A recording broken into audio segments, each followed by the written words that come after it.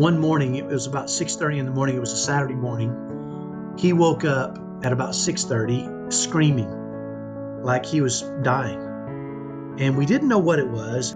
So we went in and he woke up the whole house, and he was having this horrible meltdown, a violent meltdown where he was breaking things and smashing windows. And typically a meltdown for him would last anywhere between 15 minutes and an hour. This meltdown lasted 4 hours.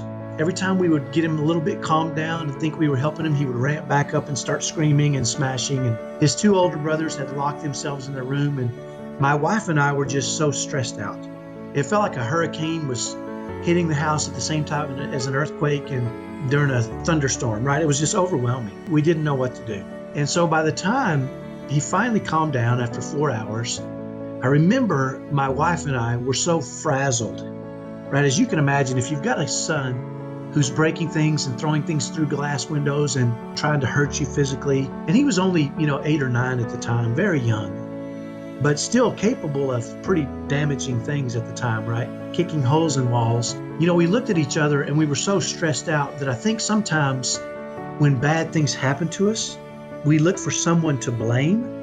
And so I think my wife and I kind of turned on each other in that moment, right? And she said, "You know what, Kyle, if you would have done this, maybe he wouldn't have been so angry." And I said, "Well, if you would do this, maybe we could have calmed it." And we just and I think we fell into this trap of attacking one another. There's really nobody to blame in certain situations, but we always want to blame somebody because then it takes the onus off us and we can kind of point fingers. And it's natural.